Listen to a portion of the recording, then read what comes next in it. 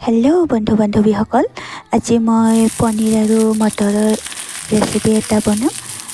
প্ৰথমতে তাৱা এখনত অকণমান তেল দি পিঁয়াজ, জলকীয়া, নহৰু, বিলাহী এনেকৈ 3 মিনিটমান ভাজি ল'লোঁ আৰু ঠাণ্ডা হোৱাৰ পিছত এইখিনি মই গ্ৰাইণ্ড কৰি লৈ ল'লোঁ।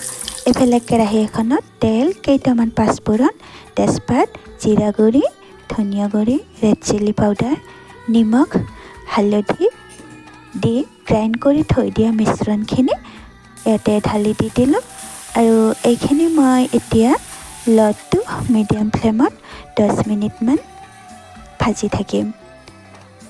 আৰু 10 মিনিট হৈ যোৱাৰ পাছত এতিয়া মই ইয়াতে কেঁচা মটৰখিনি ঢালি দি দিলোঁ।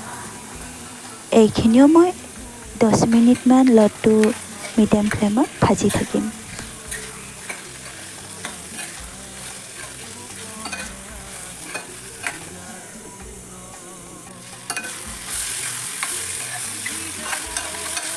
এফালে 10 মিনিট ভজা হৈ গ'ল। এতিয়া মই গৰম পানী 1 কাপ এড কৰি দি দিলোঁ।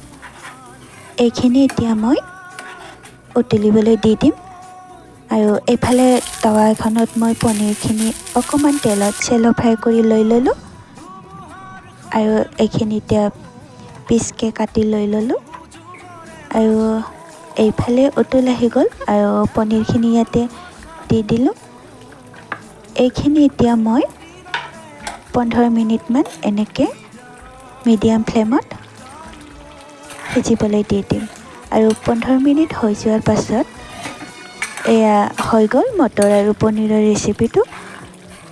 এতিয়া ইয়াতে মই গৰম মছলা 1 চামুচ দি দিলোঁ আৰু ধনিয়া পাত দি দিলোঁ আৰু এনেকৈ গৰম গৰম ভাতৰ লগত পৰিৱেশন কৰিলোঁ।